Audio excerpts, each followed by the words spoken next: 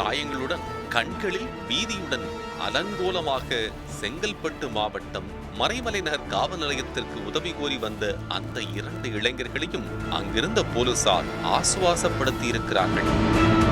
கூடலூரைச் சேர்ந்த 21 வயது கிஷோர், பனங்கோட்டூரைச் சேர்ந்த 24 வயது மோகன்ராஜ் இன்னும் அந்த இருவரிடமும் என்ன நடந்தது என்று போலீசார் விசாரிக்க ஆசைப்பட்டு அவஸ்தைப்பட்ட சம்பவத்தை இருவரும் விளக்கி கூறியிருக்கிறார்கள்.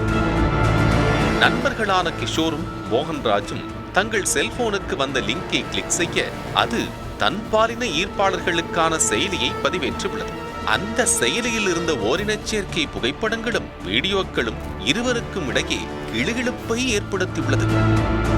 இதனால் அதீத ஆர்வப்பட்டவர்கள் தங்களுக்கு லிங்க் அனுப்பிய செல்போன் எண்ணை தொடர்பு கொண்டுள்ளனர். அதில் பேசியவர்கள் தங்களோடு ஜோடி சேர வேண்டும் என்றால் ஆன்லைன் மூலம் பணம் அனுப்ப வேண்டும் என்று கூறியிருக்கிறார்கள்.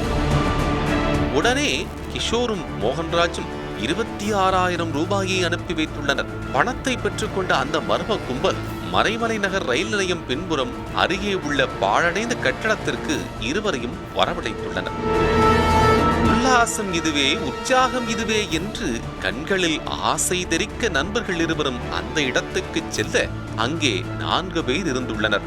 அவ்வளவுதான். அந்த 4 பேரும் சேர்ந்து காதல் மயக்கத்துடன் வந்த கிஷோரும் மோகன்ராஜும் மயங்கி போகும் அளவுக்கு சரமாரியாக தாக்கியதோடு கத்தியை காட்டி மிரட்டி அவர்கள் அணிந்திருந்த தங்க நகை, வைத்திருந்த ரொக்கப்பணம் ஆகியவற்றை பறித்துக் கொண்டு அவர்களை துரத்தி விட்டுள்ளனர்.